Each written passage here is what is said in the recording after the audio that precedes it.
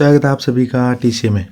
कैसे हैं आप सब लोग। मैं केपी चौधरी आज आप लोगों के लिए क्लास 10th के चैप्टर नंबर 3 में क्वेश्चन नंबर 4 लेकर आया हूं। अपन ने क्वेश्चन नंबर 1, क्वेश्चन नंबर 2 और 3 3.1 जो एक्सरसाइज है उसके कंप्लीट कर लिए हैं। आज क्वेश्चन नंबर 4 की बात करेंगे और बहुत ही अच्छा क्वेश्चन है। यहाँ से भी चांसेस हैं कि क्वेश्चन पूछा जा सकता है, क्योंकि आपको कंसिस्टेंट इनकंसिस्टेंट लाइन्स के बारे में, जो पैरेलल्स इंटरसेक्टिंग है, उन सब के बारे में पता होना चाहिए और ग्राफिकल रिप्रेजेंटेशन का भी पता होना चाहिए। तो चलिए स्टार्ट करते हैं वीडियो को। ये बार बार मैं आपको बता रहा हूँ पेयर ऑफ लाइंस, उसके बाद आपको किस तरीके से अलजेब्रिक कंडीशंस देखनी है कि कौन कौन से अपने पास जो कोएफिशिएंट्स हैं वो इक्वल है या नहीं है, या फिर किस तरीके की उनके बीच में जो कॉम्बिनेशन गिवन है। जैसे a1/a2 है is not equals to b1/b2 है, तब आपको पता होना चाहिए इंटरसेक्टिंग लाइंस होगी एग्जैक्टली वन सॉल्यूशन या यूनिक सॉल्यूशन होगा, और जो अपने पास कंडीशन होगी ना वो कंसिस्टेंट की होगी। a1/a2 equals to b1/b2 equals to c1/c2 अगर होता है तो अपने पास कोइंसिडेंस लाइन्स यानी दोनों लाइन एक ही पॉइंट्स पर सेम ही चलती है, फाइनेटली उनके मेनी सॉल्यूशंस होंगे और उनका भी कंसिस्टेंट सॉल्यूशन होगा। उसके बाद अगर अपन बात करें तो a1/a2 वो तो इक्वल्स टू b1/b2 के, लेकिन c1/c2 के इक्वल नहीं होने पर पैरेलल लाइंस बनती हैं और उसके बाद उनका कोई सॉल्यूशन नहीं होता और इनकंसिस्टेंट उनका जो है वो पैटर्न रहता है। क्योंकि इनकंसिस्टेंट इसलिए उनका क्योंकि कोई सॉल्यूशन ही नहीं है, वो कहीं पे एक दूसरे को मैच ही नहीं कर रहे हैं, उनके बीच में कोई ऐसा कॉमन पॉइंट ही नहीं आ रहा है। तो इस तरीके से अपन ये पता कर सकते हैं। अब बात करते हैं अगले पॉइंट की रीडिंग कर लेते हैं। Which of the following pairs of linear equations are consistent inconsistent if consistent then the find solution graphically. अब इसकी फर्स्ट नंबर पार्ट की बात करते हैं। x + y = 5, 2x + 2y = 10, ये अपन को गिवन है और अपन को ये चेकआउट करना है कि इनका जो सॉल्यूशन है वो कंसिस्टेंट होगा। अगर कंसिस्टेंट होगा तब तो अपन को उनको ग्राफिकली उनके आंसर्स बताने, अगर कंसिस्टेंट नहीं होगा तब अपन को सिर्फ ये पता ही करना है कि वो कंसिस्टेंट नहीं है। ठीक है, चलिए फर्स्ट नंबर पार्ट की बात करते हैं। We can write the given linear equation in form. सबसे पहले जो अपने पास कांस्टेंट पार्ट है उनको अपन को एलएचएस में दोनों साइड में ट्रांसफर करना है। उसके बाद अपन को कंपेयरिंग करना है a1x b1y + c1 और a2x + b2y + c2 = 0 वाली लीनियर इक्वेशन से। तो यहाँ से अपने पास a1 b1 और c1 a2 b2 और c2 की वैल्यू आ जाएगी। 1/a2 अपने पास 1/2 आएगा, b1/b2 1/2 आएगा और c1/c2 ये भी 1/2 आएगा। इसका मतलब ये कोइंसिडेंस लाइन होंगी और कोइंसिडेंट लाइन के अभी मैंने आपको बताए थे कि जो आंसर्स होते हैं वो कंसिस्टेंट होते हैं। इसका मतलब अपन को यहाँ पे ग्राफ रिप्रेजेंट करना पड़ेगा। तो चलिए आगे देखते हैं। कह रहे हैं कि therefore the given linear equations are coincident, और अगर कोइंसिडेंट लाइंस है तो so the equations are consistent, तो उनके जो आंसर्स होंगे ना वो कंसिस्टेंट होंगे, या सॉल्यूशंस उनके जो होंगे ना या फिर जो इक्वेशंस होंगी वो कंसिस्टेंट होंगी यानी सतत होंगी। तो अपन को ग्राफिकली रिप्रेजेंटेशन करना है graph of the linear equation. सबसे पहले वाली इस इक्वेशन से अपन को ग्राफ ड्रॉ करना है, तो एक्स और वाई के बीच में। तो कहने का मतलब अभी जो मैंने लिखा था कि जो x = हो जाएगा 5 - y। अब कुछ नहीं करना है, y के प्लेस पे वैल्यू पुट करनी है। जैसे 0 पुट करोगे तो x 5 आ जाएगा। फिर यहाँ पे है ना, मान लो कि आपने 3 पुट किया तो यहाँ 5 - 3 2 होता है। फिर 4 पुट करोगे तो 5 - 4 1 होता है। तो इस तरीके से आपको एक टेबल ड्रॉ करनी है। जो सेकंड इक्वेशन है उससे भी यही सेम पैटर्न चलेगा, उसमें भी यही करना है। y = 10 - 2x/2 करना है, या फिर आप इसको सोल्व भी कर सकते हो। पूरे इक्वेशन को अगर आप 2 से डिवाइड कर दो तो x + y और -5 = 0, और आप देख सकते हो कि ये की इक्वेशन बन गई है। इसका मतलब सेम ही टेबल से काम हो सकता है। अब जब आपने इसको इधर ट्रांसफर कर लिया है तो यहाँ से आप देख सकते हैं इसे दोबारा एक टेबल बनाइए और देख लीजिए सेम ही टेबल है। y0 से ये x5 आ रहा है, फिर यहाँ 3 रखने पे 2 आ रहा है और 4 रखने पे 1 आ रहा है, और पहले वाले टेबल में भी यही था। तो ड्रॉ करने के बाद जब अपन ग्राफ ड्रॉ करते हैं तो देख लीजिए ग्राफ किस तरीके से ड्रॉ करते हैं। सबसे पहले आप लोगों को इस तरीके से 2 वर्टिकल और हॉरिजॉन्टल लाइंस ड्रॉ करनी है, ये ध्यान रखना है। उसके बाद आप लोगों को अपने पॉइंट्स को पुट करना है। जैसे पहला पॉइंट था अपने पास x पे 5 y पे 0, तो ये 5,0 यहाँ आ जाएगा। फिर दूसरा पॉइंट को अपने पास था 2,3 और तीसरा पॉइंट था अपने पास 1,4। तो इस तरीके से अपने पास क्या करना है, इन तीनों पॉइंट्स को मिलाते हुए एक लाइन ड्रॉ करनी है। देखिए x पे 1 लेना है, y पे 4 लेना है, ये वाला पॉइंट 1,4। यहाँ पे x पे 2 लेना है और यहाँ पे 3। याद रखना है जैसे आप 2,3 लिखते हो ना तो ज़्यादा सोचने की जरूरत नहीं है। हर बार सबसे पहले x का पॉइंट उसके बाद y का पॉइंट, ठीक है, ये फिक्स रखना है। अब इनको मिलाने के बाद जब लाइन ड्रॉ कर दी तो आपको क्या करना है, उस लाइन के ऊपर दोनों लाइंस के नेम लिखने हैं कि कौन सी 2 लाइंस ड्रॉ की है। तो 2x + y = 10 और x + y = 5 से आपने ग्राफ ड्रॉ किया है। ठीक है, तो ये कुल मिला के अपने पास कोइंसिडेंट लाइन बन गई है, इनके कंसिस्टेंट आंसर हो गए हैं और इनफाइनाइटली मेनी सॉल्यूशंस होते हैं। ये कुल मिला के इन सब की बातें मैंने आप लोगों को बता दी है। लोगों को लास्ट में बस लिखना है कि we observe that the graph of linear equations are consistent coincident lines रख रहे हैं और उसके बाद ओवरलैप कर रहे हैं एक दूसरे को, so it's the has infinitely many solutions, और उनके जो सॉल्यूशंस हैं वो इस तरीके से इनफाइनाइटली आ जाएंगे। जैसे 5 0 है, 2,3 है, 1,4 है, और उस लाइन पे और जितने पॉइंट होंगे ना वो सब के सब इस अपने जो ग्राफ है ना उसको सेटिस्फाई कर देंगे। कुल मिला के ये बात है। सेकंड की बात करते हैं। सेकंड में क्या कह रहा है, we can write the given linear equation in the form. सबसे पहले उनको ट्रांसफर करके इधर दोनों को लिखना है, x माइनस वाई माइनस 8 और 3x माइनस 3y माइनस 16। उसके बाद कह रहा है on comparing these equations with the general form of equations a1x b1y c1 equals to 0 और a2x plus b2y plus c2 equals to 0 वाली इन दोनों लीनियर इक्वेशंस के साथ कंपेयर करना है। यहाँ से a1 b1 c1 a2 b2 c2 की वैल्यू निकालनी है।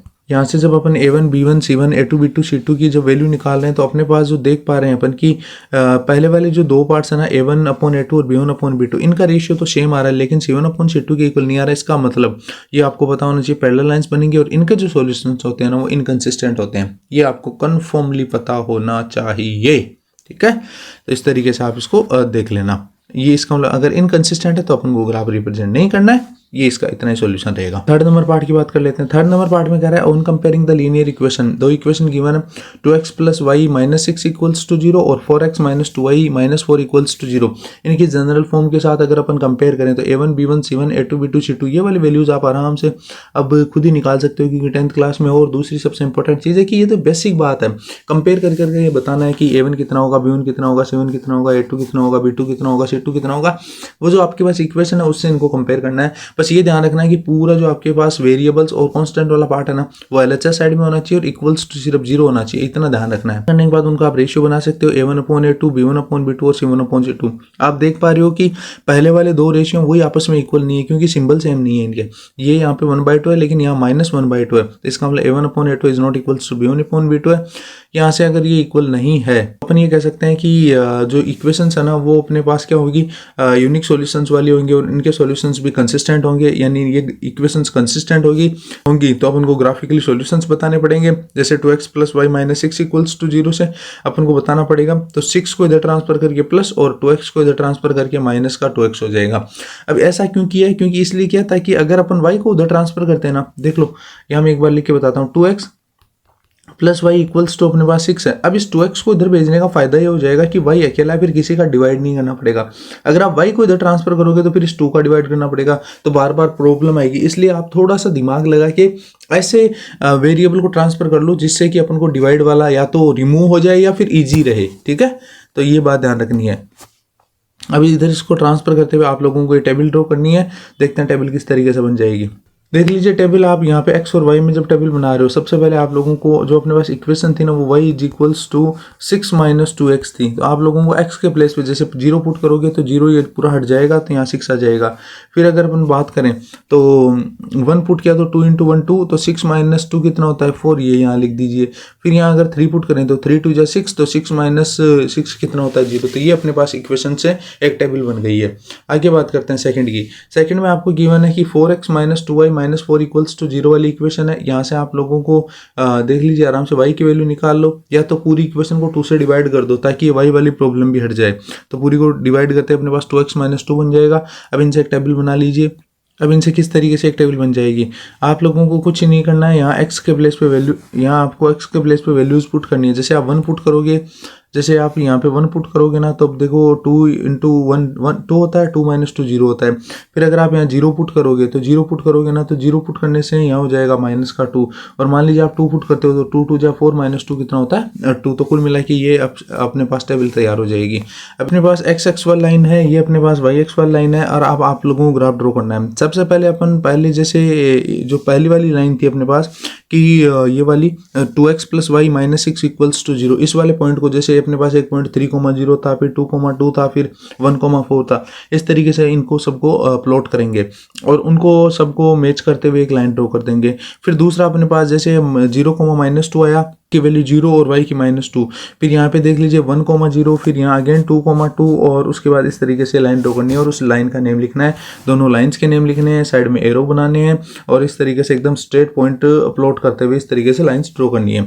इतना सब कुछ करने के बाद आप लोग देख सकते हैं कि एक ऐसा पॉइंट है जिसपे दोनों लाइंस इंटरसेक्ट कर रही हैं 2,2, तो इसका मतलब अपना सॉल्यूशन आ गया है। एक्स के वैल्यू यहाँ से x की वैल्यू भी 2 है और y की वैल्यू भी कितनी है 2 है। आगे बात करते हैं points 0,6, 1,4, 3,0 on the graph paper. उसके बाद we pass through the lines 2x plus y -6 equals to 0, यानी इन सबको पॉइंट्स प्लॉट करते हुए उनमें से एक लाइन ये पास करवा देंगे। फिर दोबारा से अपन 0, -2, 1,0, 2,2 है, इनको प्लॉट करेंगे और उसके बाद इनसे जो पास होती हुई लाइन है 4x - 2y - 4, इसको पास करवा देंगे। तो अपन ये ऑब्जर्व कर रहे हैं, we observe that the graph of linear equations 2x plus y -6 equals to 0 और 4x - 2y - 4 equals to 0 intersect each other at point 2,2, यानी इस पे इंटरसेक्ट करें, इसका मतलब x और y की अपने पास वैल्यू मिल गई है। ठीक है, ये इसके सॉल्यूशंस रहेंगे। फोर्थ नंबर पार्ट की बात करते हैं। फोर्थ नंबर में आप लोगों को ध्यान से देखना है, अपने पास इक्वेशन है 2x - 2y - 2 इक्वल्स टू 0 और 4x - 4y - 5 इक्वल्स टू 0। यहाँ आप देख लीजिए आराम से, आप a1 b1 c1 a2 b2 c2 इनकी वैल्यू निकालोगे तो a1/a2 है ना, वो तो इक्वल्स टू आएगा b1/b2 के, लेकिन c1/c2 इनके इक्वल नहीं आएगा। इसका मतलब पैरेलल लाइंस का एग्जाम्पल है और पैरेलल लाइंस का एग्जाम्पल है, इसका मतलब इनकंसिस्टेंट आंसर होगा और अपन को ग्राफ ड्रॉ नहीं करना है, ये ध्यान रखना है आराम से। आप c1/c2 है ना वो 2/5 आ रहा है, इसका मतलब a1/a2 है ना वो b1/b2 के इक्वल है, पर c1/c2 इनके इक्वल नहीं है। इसका मतलब अपन ये कह सकते हैं कि ये लाइंस पैरेलल बनेंगी और इनकी जो इक्वेशंस होंगी वो इनकंसिस्टेंट होंगी। ठीक है, अब तक अपन ने देखा दो ऐसे सॉल्यूशंस थे जो कंसिस्टेंट थे और दो ऐसे थे जो इनकंसिस्टेंट थे।